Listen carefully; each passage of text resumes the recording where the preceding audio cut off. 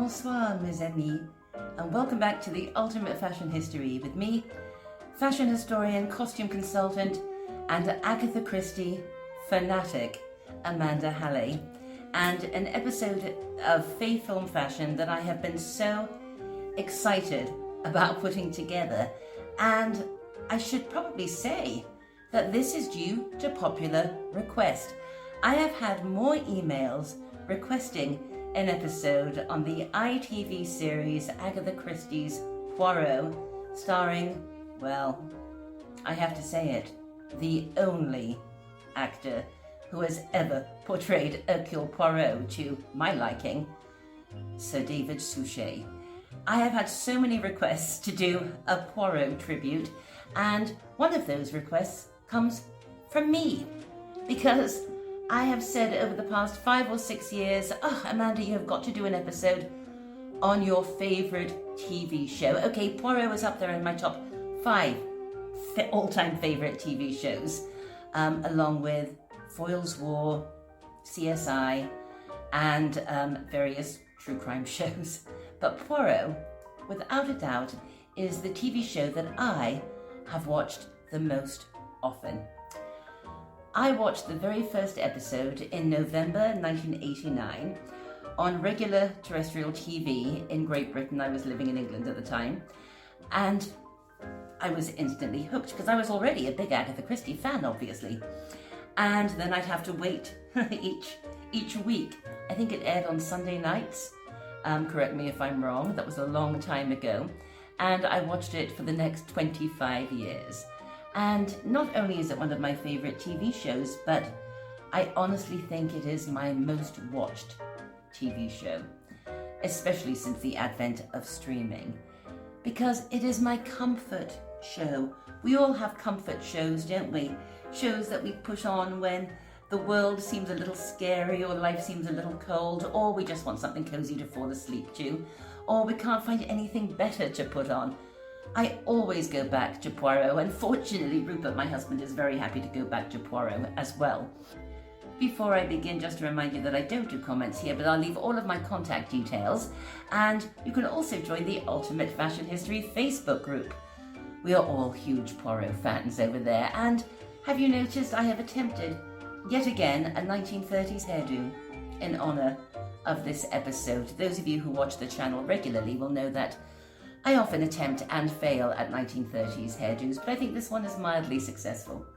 Anyway, let's head over to 1930s London for a celebration of style with ITV's Agatha Christie's Poirot. And I dedicate this episode to a beautiful lady called Cara, who wrote to me out of the blue a couple of weeks ago, a lovely and generous email that came with the gift of inspiration. I was feeling a little uninspired last month, but Cara's email inspired me to get back in the saddle of the Ultimate Fashion History and do an episode. So Cara, this one's for you. Agatha Christie's Poirot was produced by ITV and ran from 1989 to the end of 2013. That's basically 25 years and 70 episodes of Sir David Suchet and his warm and human and brilliant portrayal of Hercule Poirot. And really, I think it is Sir David's portrayal of the famous Belgian sleuth that makes Poirot my ultimate comfort viewing. His Poirot is so reassuring, so kind, so good. But then again, all of ITV's Poirot is good. From that very first episode in 1989, The Adventure of the Clapham Cook, the production qualities of Poirot was so superior to what was seen on British TV at the time. Those incredible, expansive exterior shots, fabulous and beautifully lit interiors, full of perfect period detail, a wonderful wardrobe, and a spectacular attention to detail. It was so impressive and continued to become more and more so. As production values improved through time, so did the production values on Poirot, the series visually rivaling anything produced in Hollywood. The sheer amount of talent and pride and love that went into this series, truly putting it up there with Game of Thrones or Mad Men for the excellence of its visual production. And that doesn't even take into account the impeccable acting and thrilling and witty writing. We travelled with Poirot and his compatriots for 25 years, from their first appearance in The Adventure of the Clapham Cook all the way through to the final season. And although the actors may have aged a quarter of a century and the series itself lasted that long, the timescale of Poirot did not span 25 years. The 70 episodes of Poirot incorporate every Poirot novel Christie wrote, as well as most of the short stories, and Hercule made his first appearance in print in 1920 in The Mysterious Affair at Styles, and his last appearance in Curtain, which, although written earlier, was published in 1975. Yet the series does not span 5 decades. In fact, it doesn't even span 5 years. The producers decided to set the entire series in the mid-1930s, no matter when the book or short story was written.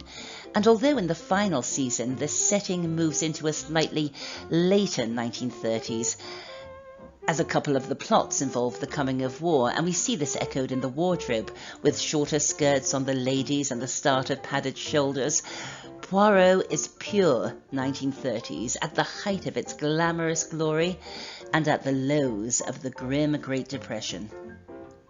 Over those 70 episodes, Poirot took us into every corner of London and every outpost of the British Isles, as well as taking us on holiday to Rhodes, to Paris, to Iraq, and of course we travelled down the Nile with Poirot in 2004, Death on the Nile, filmed entirely on the SS SUDAN, the steamship that Agatha Christie herself travelled upon, and which we did too earlier this year, and of course I have an episode on it. I'll leave a link to that in the description in case you'd like to see it. We've had Halloweens with Poirot, at least 2 Christmases with Poirot, and I talk about both of these in my holiday special, Christmas with Agatha Christie, The Ultimate Guide. I'll leave a link to that too. As the series ran for almost 25 years, we have 9 costume design credits here, and more wardrobe department credits than I could possibly list in this episode. But each and every one had a sophisticated and nuanced understanding of how costume communicates character, setting, social class, and of course, time period. There were literally thousands of actors and background artists to costume over the 70 episodes of Poirot's run, and although many of the gowns were designed and constructed from scratch for the series, it's my understanding that most of the wardrobe was either hired or made by the legendary costumiers. Angels, the largest and oldest costume suppliers in the world, supplying and creating theatrical costumes since 1840, Angels has contributed to more Oscars for Best Costume than you could shake a stick at, and it also supplied some of cinema's most iconic looks. Angels has absolutely everything, and I mean everything, which is why it is the go-to costume supplier for especially British theatre, cinema and television. Need a medieval fantasy crown? Angels has thousands of them. 19th century regimentals? Angels has them all. Every kind of insignia a costume designer could possibly want.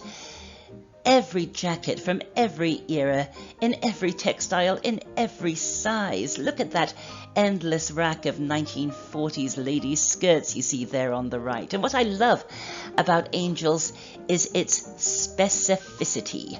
Oh, you'll love this. 1970s women, Bieber.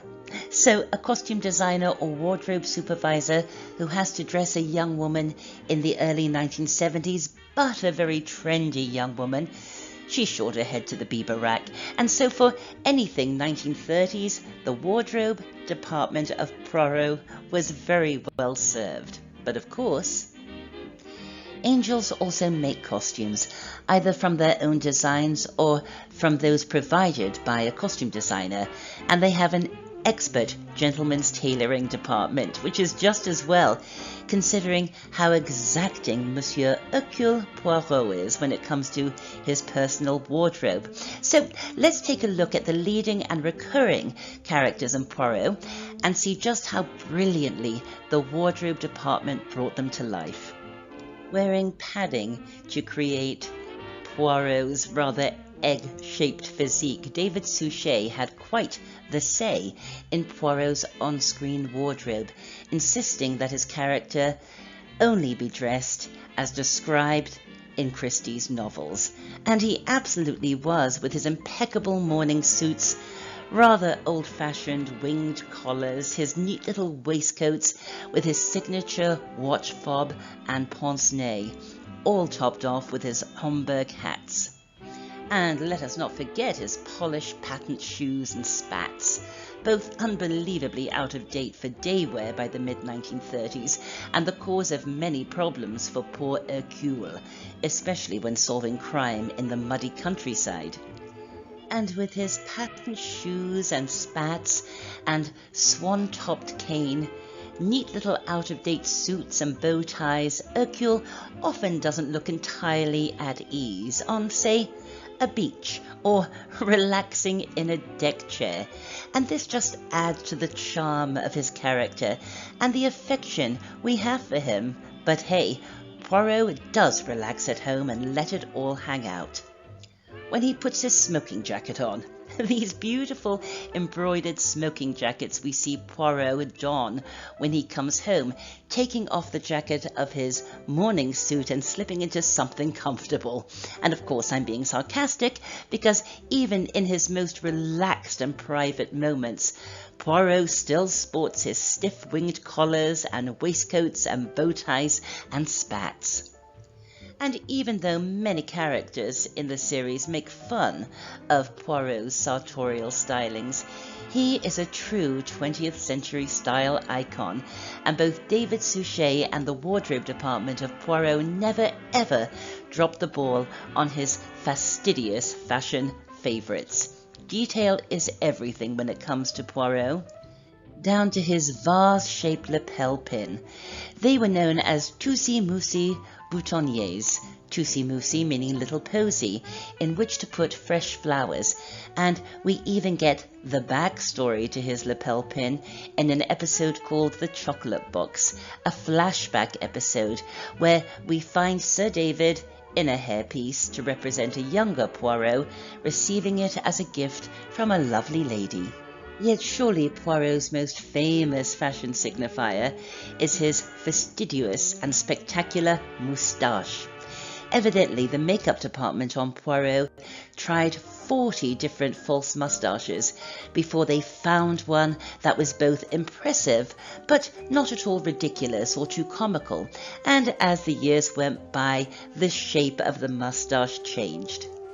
Never a dandy, the Hercule Poirot of the ITV series is nevertheless a man with extremely rigorous ideas about clothing, and the costume department must have had great fun contrasting Poirot's wardrobe with that of his bestie.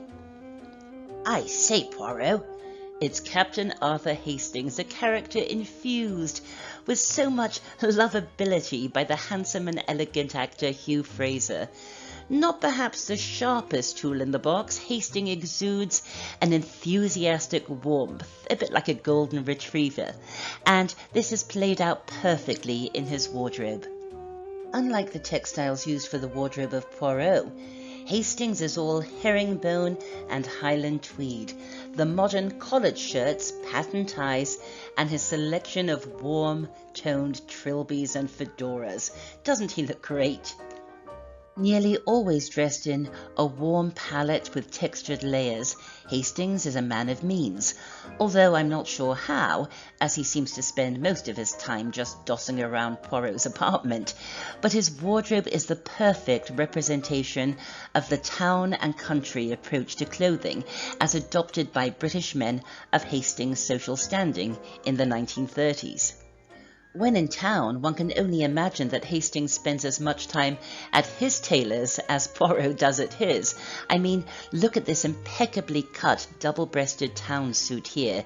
And one can easily believe that Hastings, who definitely follows the fashion mores of his class, shops at Turnbull and Asser and Anderson and Shepherd and Huntsman and places like that.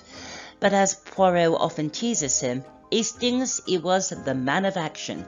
From motoring to golf, from hunting to shooting and all those other British upper-class pursuits, Hastings has an appropriate outfit for each and every one, and again, always worked in those warm hues.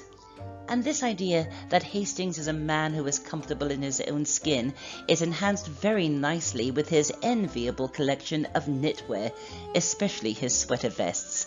A well-dressed man about town and country, the brilliance of Hastings' wardrobe really comes into focus when compared with that of Poirot's. We have the very rigid tailoring of Poirot, nearly always worked in greys and blues and sober tones, offset so perfectly by the more relaxed and up-to-date look of Hastings. The personality of both characters really enhanced by the contrasting wardrobes and palette at play, and then another beautiful costume contrast is brought into the mix.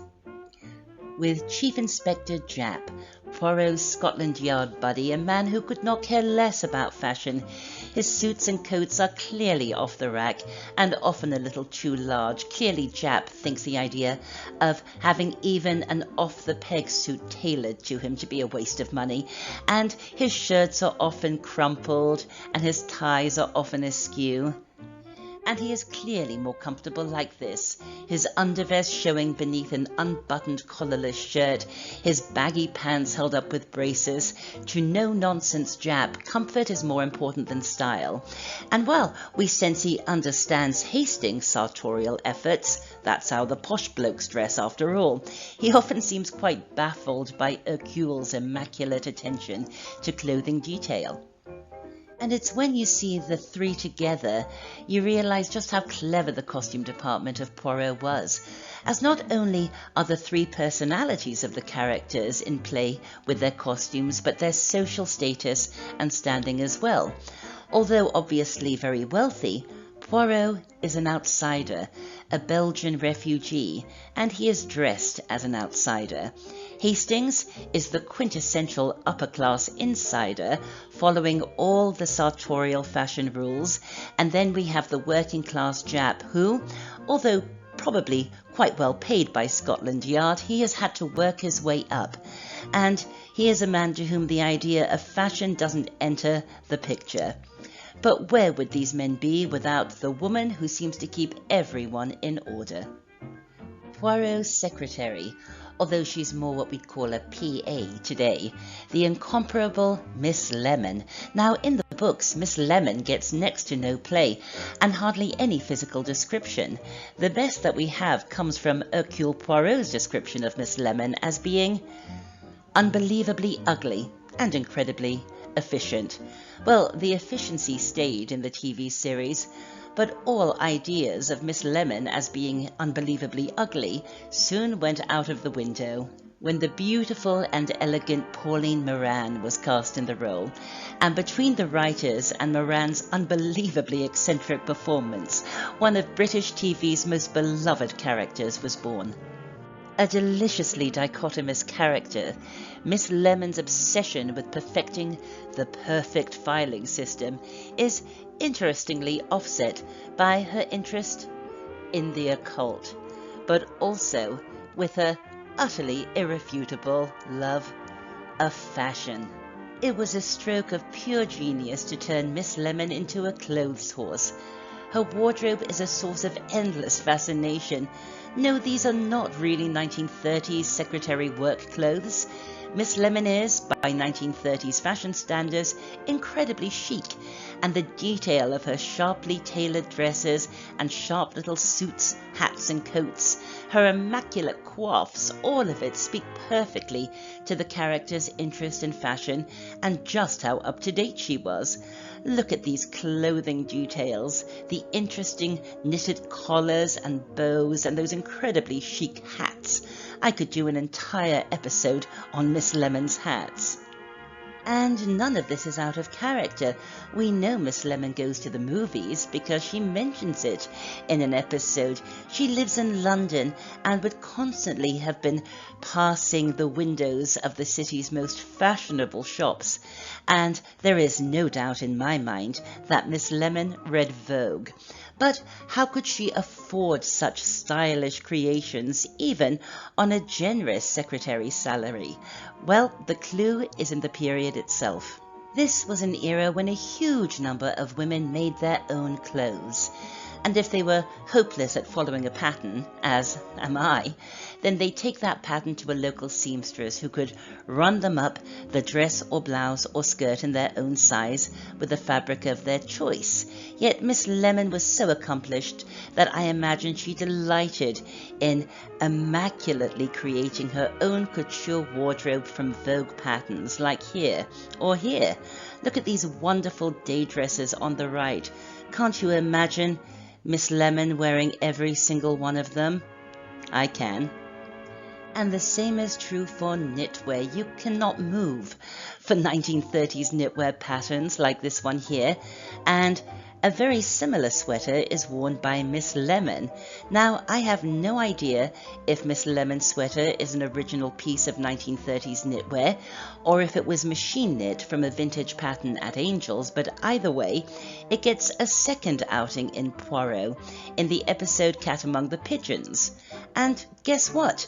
We see the sweater again, this time on Marianne Cotillard, Piaf, with an added knitted flap at the collar. In fact, there's a few examples of reused wardrobe in Poirot. Miss Lemon's beautiful dolman sleeve coat in seafoam gets a second airing, worn by another character in the episode The Clocks.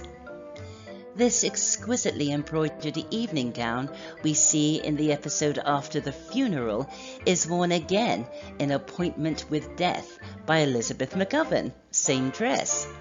And you might recognize this rather interesting cardigan coat from an episode of Poirot, as it would resurface as one of the key wardrobe elements worn by one Miss Marple, as played by Geraldine McEwen in one of my other all-time favorite TV shows, Marple.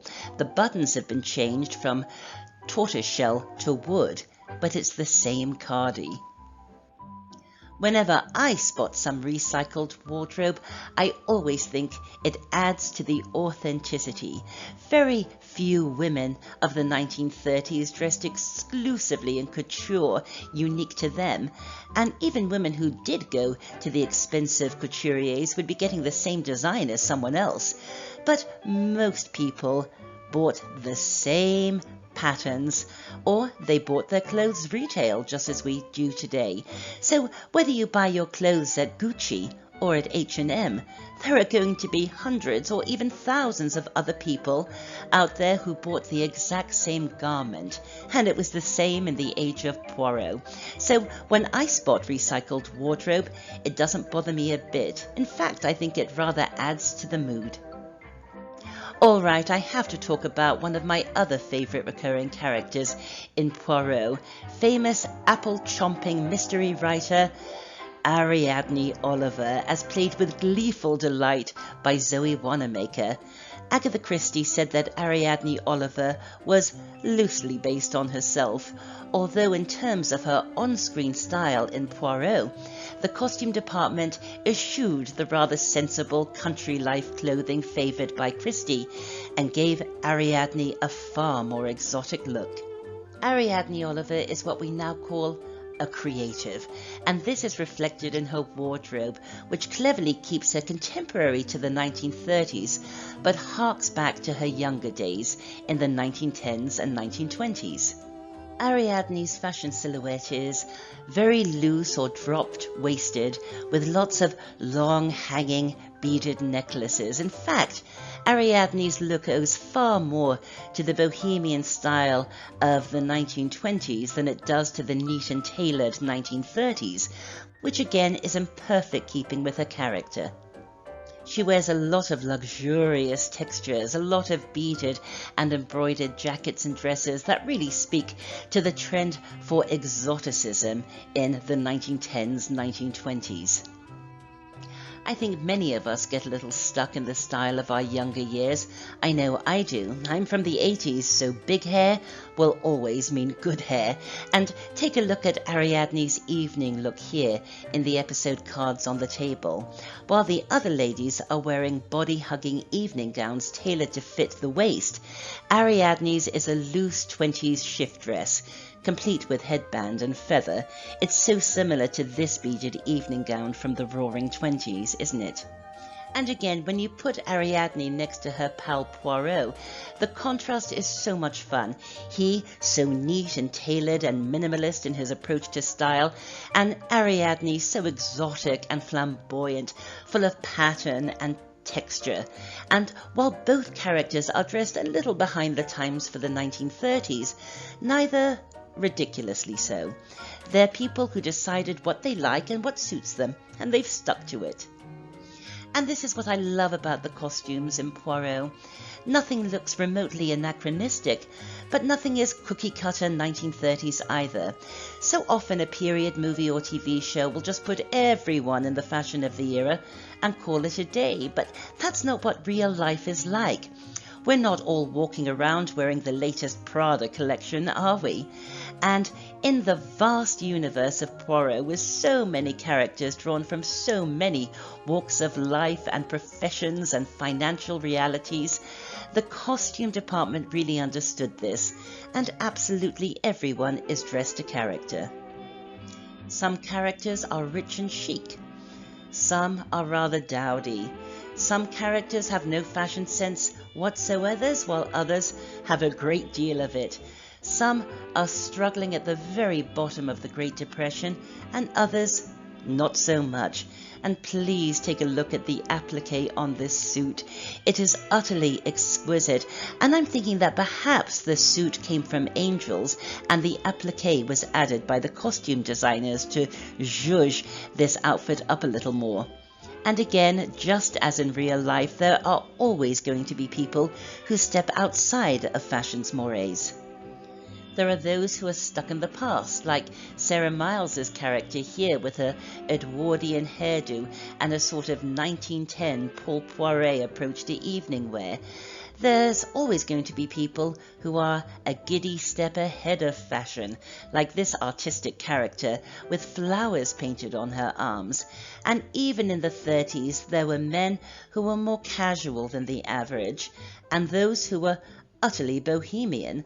A couple of years ago, I had this episode, Halloween Party, on in the background when my dad came over. He's another fashion person, and he said, "Oh please, no man had hair like that in the 1930s. Well, it was extremely unusual to be sure, but take a look at this photo of Marc Chagall from 1933, and we can agree that, while unusual, some men certainly did have hair like this in the 1930s, and it was absolutely perfect for this particular character in Poirot. Again, the costume department of Poirot were never cookie-cutter. All the more remarkable when you think of just how huge the Poirot universe is, and how many characters were in it.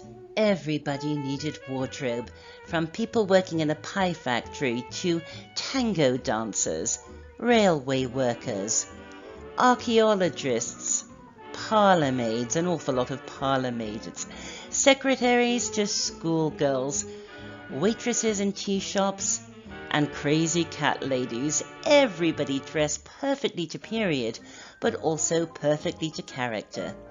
Although I have to admit my favourite fashion episodes are those that find Poirot solving crime among the jet set in warm and glamorous locations, because if there's one thing the Poirot costume department seems to love, it's that of the 1930s Riviera chic that I am always obsessed with.